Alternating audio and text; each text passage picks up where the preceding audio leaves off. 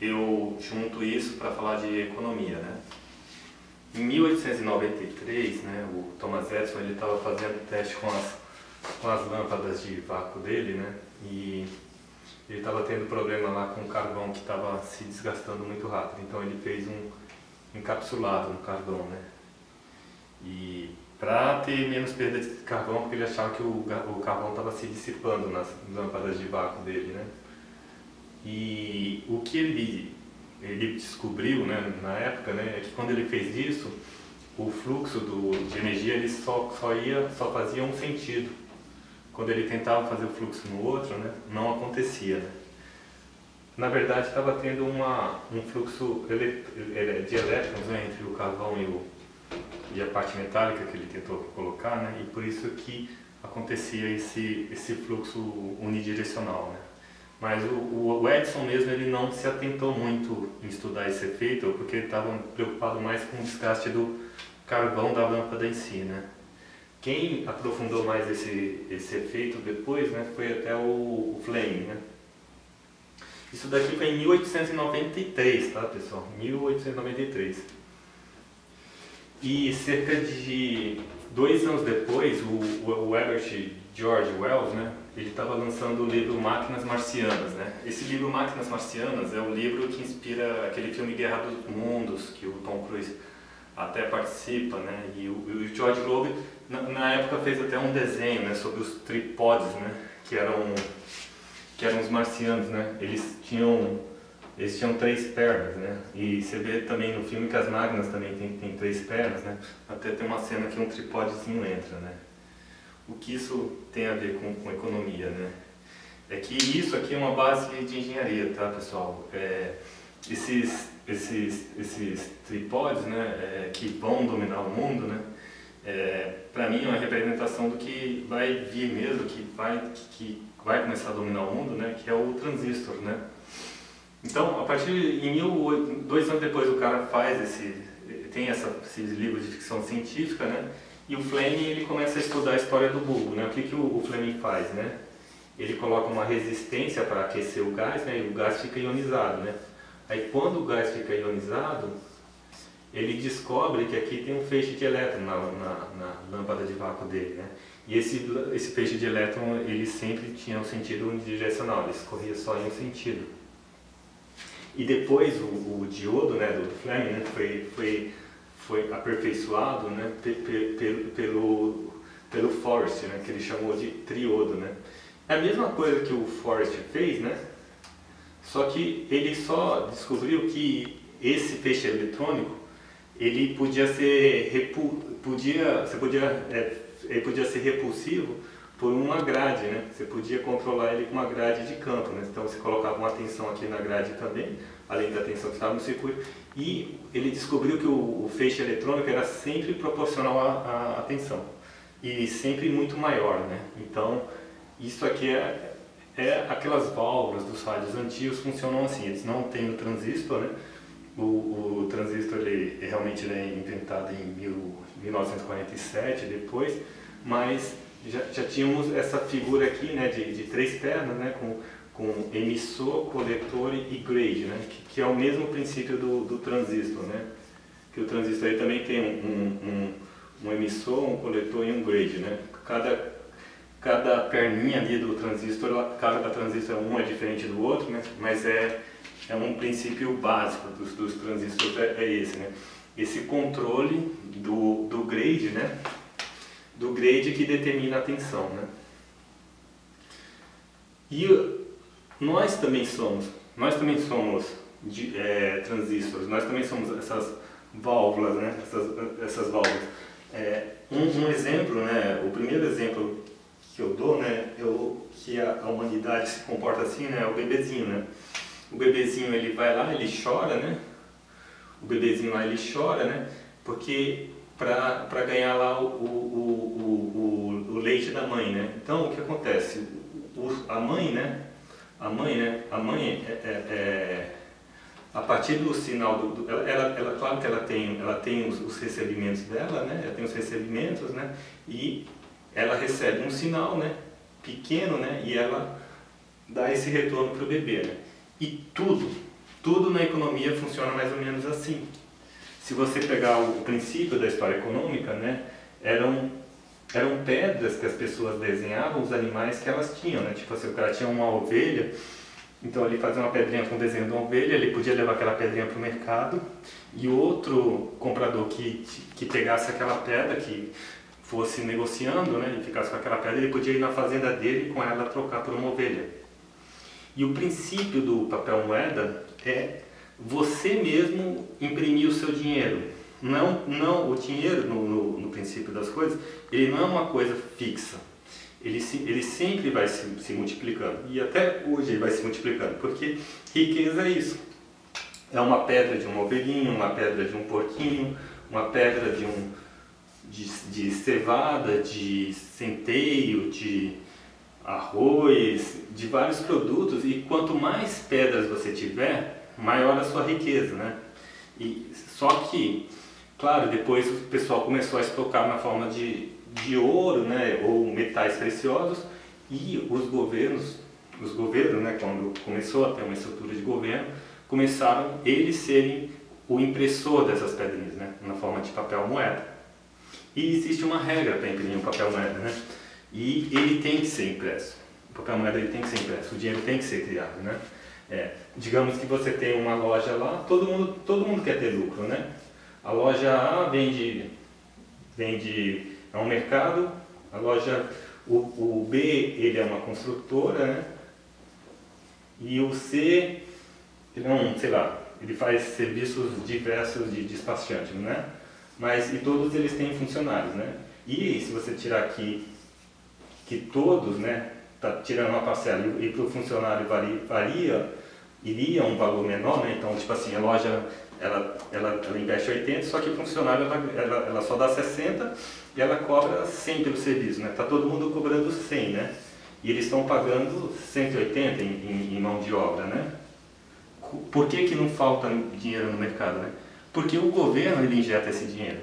Vai que um funcionário desse aqui, agora ele quer abrir uma loja de sorvete, então o que ele faz? Ele pega um empréstimo no banco, paga funcionários, então esses funcionários deles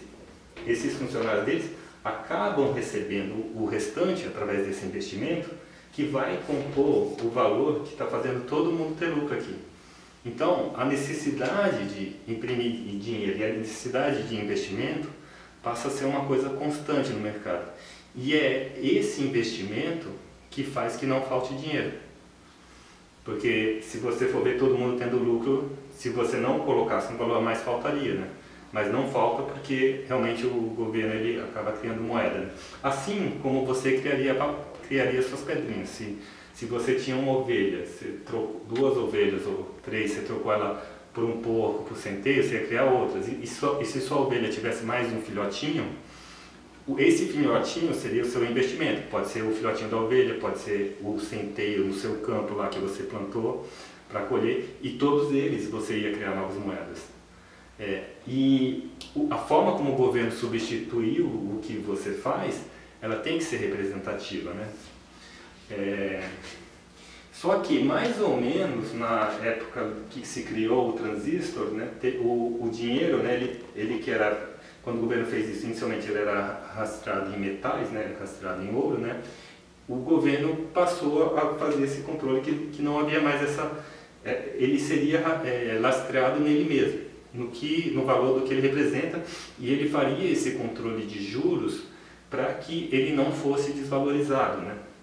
Então, já tem um tempo que não é mais baseado em ouro, ele realmente é só um controle de juros, e um mercado que é mais frágil pode comprar uma moeda mais forte, imprimir mais dinheiro internamente e ela lança aquela moeda mais forte no mercado para ela manter o nível de inflação aceitável de acordo com seus planos, né?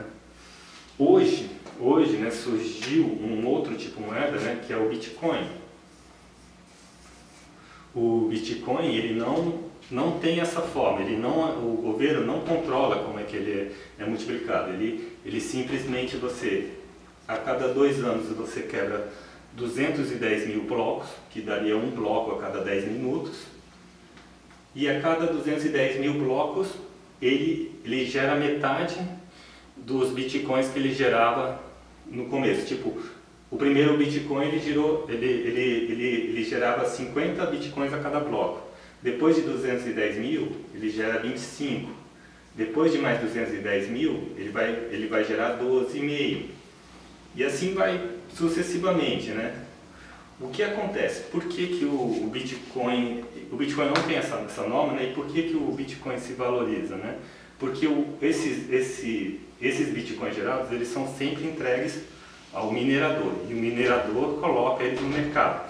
O mercado que já existente, ele continua existindo, mas os Bitcoins novos é o minerador que coloca no mercado. Então, o minerador ele vai colocar no mercado conforme o trabalho que ele teve, gasto de energia, HH humano. Então, como a quantidade que o minerador acaba recebendo é sempre a metade, ele tende a querer sempre cobrar mais. Se ele estivesse cobrando o valor limite ali, seria a cada 2 anos ele está cobrando o dobro, né? Se aquele cobrava, aqui ele tem um custo de R$100, ele quer R$100 de lucro, então aquele cobraria 200, aquele cobraria 200, depois no outro ano ele cobraria 400, depois no outro ano ele cobraria 800. Isso é o que como é uma forma do minerador, né? Ele acabar incentivando ao preço subir. Só que a influência do minerador, conforme os blocos são quebrados, é cada vez menor. Porque depois de 6 anos, mais ou menos, se for ver aqui, ó, 75, 87,5, né? 87,5% dos bitcoins a serem gerados já foram.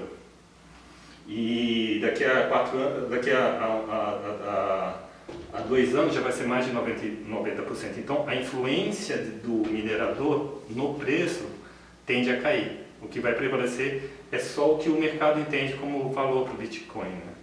Agora, qual que é a crítica, né, que eu faço ao Bitcoin, né, que o pessoal quer substituir ele com moeda? Ah, não, você, em vez de usar o dinheiro do governo, você compra lá alvejo, grão, centeio, tudo com Bitcoin, né? É que assim, a princípio, como ele é uma moeda que ela não se reproduz, é como se você falasse assim, ó, mesmo que eu crie vários produtos aqui, cada vez a gente está criando um produto novo, né? Eu inventei um celular agora que você põe ele no bolso e ele emite uma imagem 3D, né? E você faz o que você quiser, ele entende o que você pensa. São produtos novos, você vai criando produtos novos, só que o Bitcoin ele não iria se reproduzir, porque esses produtos novos que foram criados. E a sua riqueza também estaria aumentando. Quando você tira de metais da natureza, e a parte de construção civil aumentaria, né? Você começa a fazer torres cada vez mais altas. Só que se você não tiver essa multiplicação, ou seja, pela forma que o governo adotou, que tenta fazer igual que era antes, as coisas têm que valer cada vez menos Bitcoin. Então, digamos lá que você tem uma torre de Dubai lá, aí eu vou lá, eu quero investir, né? Eu gasto tanto para fazer mais 2 torres, né? Se o dinheiro ele não aumentou, né? Você vê aqui que mais um ano você vai ter mais ou menos mais de 93%, né? O que acontece? Você só tem 7% aqui de dinheiro para criar, né? Então, o cara, para fazer essas 2 torres, vamos supor que ele gasta o dinheiro de uma torre para fazer 2, né? Mesmo que o dinheiro que ele gastar de uma torre para fazer 2, como a disponibilidade do mercado seria menor, essas 3 torres teria que valer, no caso aqui, passar a valer só 7% a mais. Essas 3 torres teriam que valer, se essa aqui valia 1, ela teria que valer 1,07. E ele gastou 1 para fazer essas 2, ou seja, 2/3 de 1,07 é mais ou menos 0,68, né? 69, 68, 69. Então, o que acontece? Ele gastaria 1 para receber 0,7, vamos arredondar, 70%. Ou seja, ele gastaria 1 para receber 70% que ele investiu.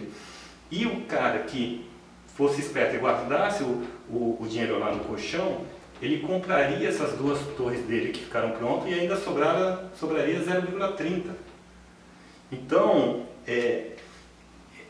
o Bitcoin, né, ele acaba sendo uma moeda que ela não acompanha o ritmo de crescimento da riqueza e o que se espera de crescimento de riqueza, né? Você pode até falar assim, mas a gente está falando de 7%, mas só a China cresce 7%, mas mesmo se você pegasse o Brasil, sei lá, que cresce 2%, em 3 anos essa moeda ela já não ia atender a expectativa de crescimento, né? Eu não estou falando que o Bitcoin ele não vai querer se valorizar, né? Uma coisa que eu fico um pouco atento, né, é que ele tem um limite lá para o Satoshi, né, que é 0,001, né, que é E elevado a menos 8 lá, né? O que acontece, né? Como aqui vai 2,5, você vê que essa casa aqui vai sempre aumentando 25, né? Você vai ter sempre alguma coisa com 25 no final, né? 6,25, né, no caso, né? O 50 vira 25, 12,5 vira 25, 6,25 vira 25. Então, essa casa aqui, ela sempre vai aumentando, tá vendo? Ela era 0, né? 0, né? 1, passa para 2. E se você seguir a sequência, né? Quando em 2032, no ano de 2032, você vai estar na 8ª casa. Você vai estar na oitava, você vai estourar a 8ª casa, né? Você vai estar acho que na 9ª casa. E o que acontece? Quando você estiver na 9ª casa, vai ser alguma coisa 0,048, né? 25 no caso, né? Só que aí esse 25 aqui estaria para fora do Satoshi. Aí o que acontece? Eu não sei se ele é um bloco matemático e ele é seguro, como é que ele vai assumir que ele vai criar uma coisa que seria injusto? Ele teria que criar ou alguma coisa 0,2 ou alguma coisa 0,3, né? Ou seja, começa a ter uma injustiça aí. E se você continuar a sequência, né? Esse 0 aqui também ele vai para lá, entendeu? E depois de 66 quebras dessas, né? Vai dar lá para 2070 e pouco, né? 70 e pouco, né?